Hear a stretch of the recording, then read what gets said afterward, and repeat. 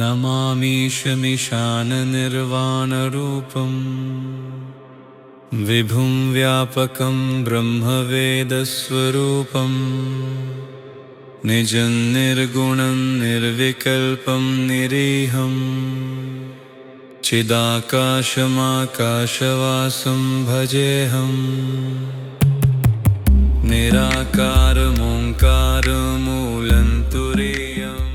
காசி சத்திரத்தில் உள்ள சொத்துக்கள் சில ஆக்கிரமிப்பு மற்றும் நீதிமன்றத்தின் கீழ் இருந்து வருகிறது.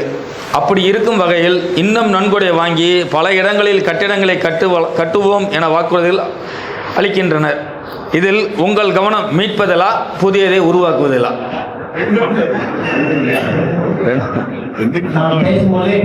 நம்முடைய இருக்கக்கூடிய சொத்துக்களை காசியில் இருக்கக்கூடிய நம் சொத்து நம் கையில் என்ற அருமையான ஒரு வாசகத்தை சொல்லியிருக்கின்றேன். கண்டிப்பாக முழுமையாக மீட்பதற்கு இந்த 2026-29 இந்த நிர்வாக குழுவும் அந்த செயற்குழு பொதுக்குழு ஈடுபடும் என்பதை சொல்லிக்கொள்ள ஆசைப்படுகின்றேன். கண்டிப்பாக காரைக்குடியிலே நம்முடைய சத்திரம் அமைய வேண்டும்.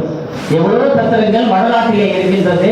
நம்முடைய இவ்வளவு சொத்துக்கள் இருந்தும் நம்முடைய செட்டிநாட்டு ஏரியாவான காரைக்குடியிலே நமக்கு எந்த சத்திரமும் இல்லை. கண்டிப்பாக சத்திரம் காரைக்குடியிலே கட்டப்படும் என்பதை சொல்லிக்கொள்ள ஆசைப்படுகின்றோம்.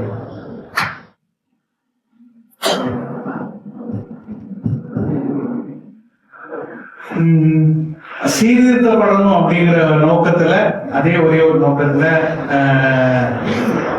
அதாவது காலி இடங்கள் என்பது கண்களை ஈர்க்கக்கூடிய ஒரு சொத்து. அதுல ஆக்கிரமிப்புகள் வரக்கூடியது வாய்ப்புகளை மறுபடியும் உருவாக்கக்கூடாது என்ற நோக்கத்தில் காலி இடங்களை எல்லாம் கட்டிடங்களாக மாற்ற நிச்சயமாக முயற்சி செய்யப்படும்.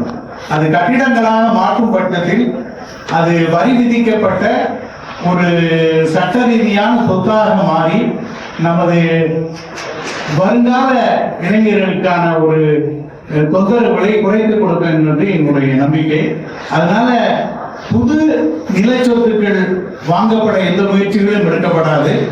இருக்கின்ற நிலச்சொத்துக்களில் ஒரு சிறிய கட்டடங்களையோ இல்லை பெரிய கட்டடங்களையோ நம்ம வாய்ப்புகளை வருமானங்களை பொறுத்து கட்டி அதை சட்ட ரீதியாக நமது கையில் நிறுத்திக் கொள்ளக்கூடிய ஒரு நிலைமையை உருவாக்கி வருங்கால இளைஞர்கள் வருங்கால சந்ததிகள் அதை எந்த விதமான தொந்தரவும் இல்லாமல் எடுத்துக்கொள்ளக்கூடிய ஒரு நிலைமையை விட்டு செல்ல வேண்டும் என்று என்னுடைய விருப்பம்.